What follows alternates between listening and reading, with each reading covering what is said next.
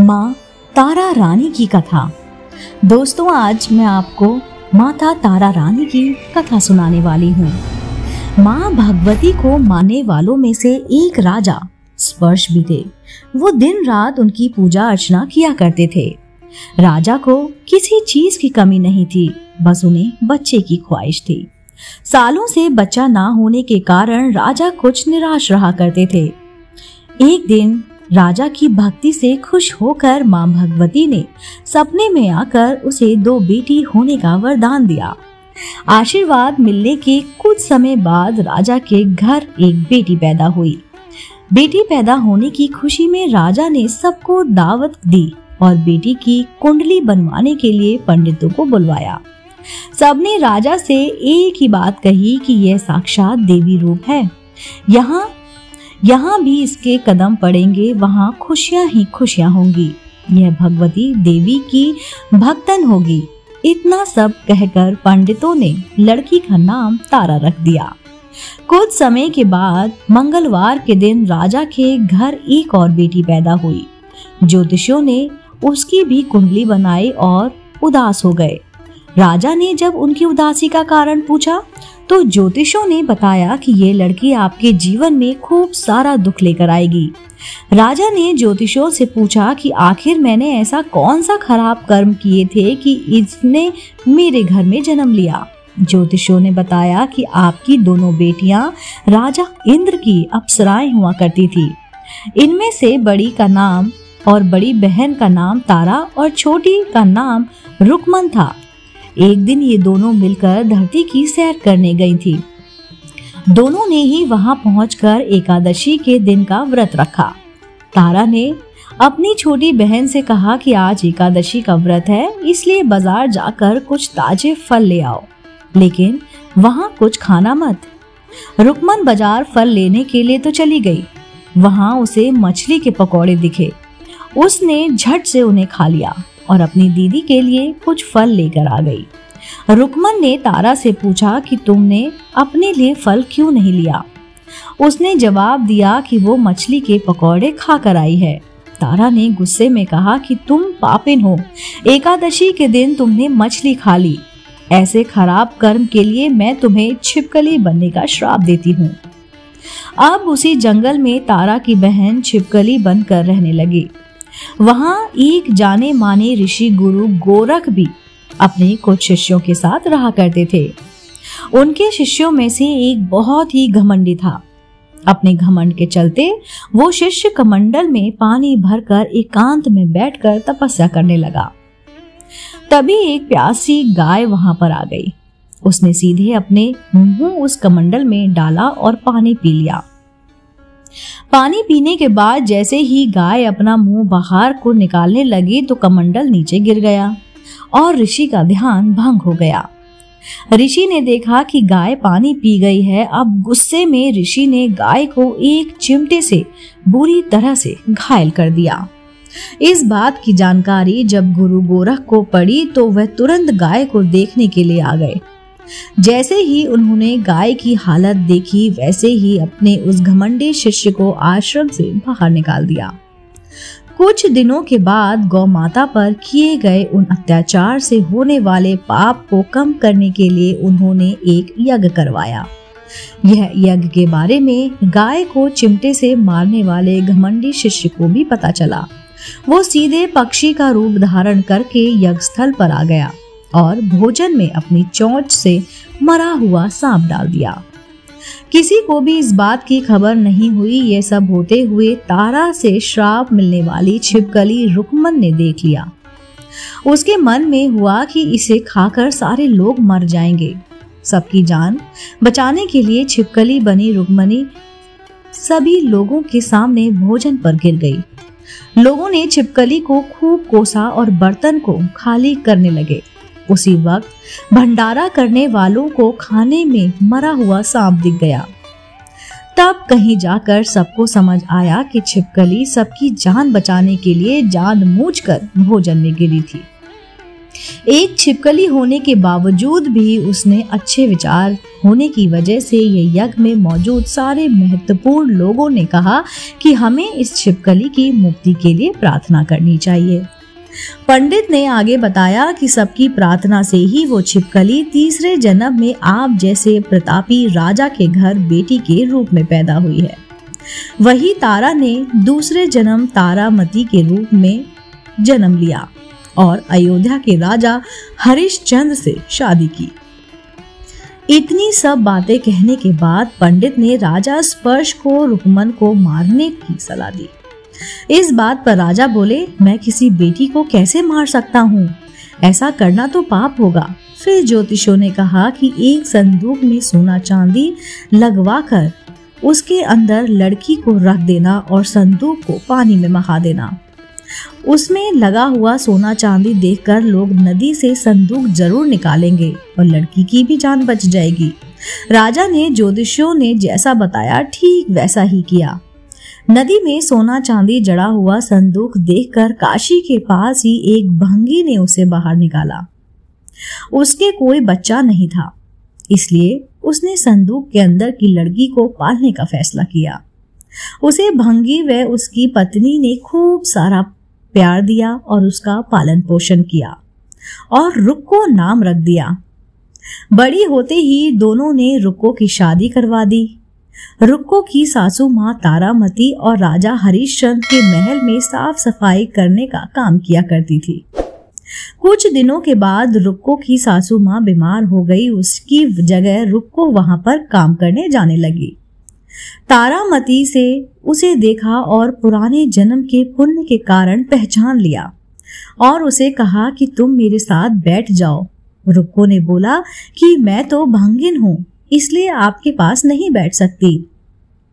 तब तारामती ने उसे बताया कि तुम पूर्व जन्म में मेरी ही बहन थी। तुमने एकादशी के व्रत के दिन मछली खा ली थी और मैंने तुम्हें दंड देते हुए छिपकली बना दिया था। अब तुम्हें दोबारा मनुष्य जन्म मिला है तो इस जन्म में माँ वैष्णो की पूजा करके पुण्य कमा सकती हो। माँ की पूजा से तुम्हारी सारी इच्छाएं पूरी होंगी। तारामती की इस बात को सुनते ही और सुनने के बाद रुक्को माँ वैष्णो से एक बेटे के लिए प्रार्थना करती है और कहती है कि अगर उसकी मनोकामना पूरी हुई तो वो अपने घर में माँ वैष्णो देवी पूजन और जागरण कराएगी। माँ वैष्णो देवी उसकी प्रार्थना सुन लेती है और उसे बेटा होता है। पुत्र की प्राप्ति के बाद रुक्को उसकी देखभाल और लाड दुलार में माँ वैष्णो देवी की पूजा करना भूल जाती है। ऐसा होते होते 5 साल बीत गए और फिर एक दिन उस बच्चे को चेचक यानी कि माता निकल आई। बच्चे की ऐसी स्थिति देखकर परेशान रुक्को अपने पिछले जन्म की बहन तारामती के घर जाकर उन्हें इस समस्या के बारे में बताती है। तब तारामती ने पूछा कि तुमने माँ वैष्णो देवी की पूजा अर्चना में कोई गलती तो नहीं की? फिर रुक्को को याद आया कि उसने तो माँ वैष्णो देवी का जागरण कराने का प्रण लिया था। ये बात याद आते ही रुक्को को काफी पछतावा हुआ और मन में माँ से कहा कि बच्चे के ठीक होते ही वो अपने घर में जागरण कराएगी। अगले ही दिन उसका बेटा पूरी तरह से ठीक हो जाता है। तभी रुक्को ने माता रानी के मंदिर जाकर पुजारियों से कहा कि मंगलवार के दिन घर में जागरण करवा दीजिए। रुक्को की बात सुनकर पंडित कहते हैं कि तुम 5 रुपए दे दो, तुम्हारे लिए हम मंदिर में ही जागरण करा देंगे। रुक्को कहती है, मुझे पता है कि मैं चमारिन हूँ, लेकिन आप मेरे घर आकर ही जागरण करवा दीजिए। माँ किसी तरह का भेदभाव नहीं रखती तो आपको भी नहीं रखना चाहिए। इस पर पंडितों ने विचार विमर्श करके कहा कि अगर रानी आपके जागरण में आती हैं तो हम तुम्हारे घर आकर जागरण करने के लिए तैयार हैं। पंडितों की बातें सुनकर रुक्को अपनी बहन रानी यानी कि तारामती के पास जाती है और तारामती को सारी बात बताती है। रुक्को की बात सुनकर तारामती जागरण में जाने के लिए तैयार हो जाती है।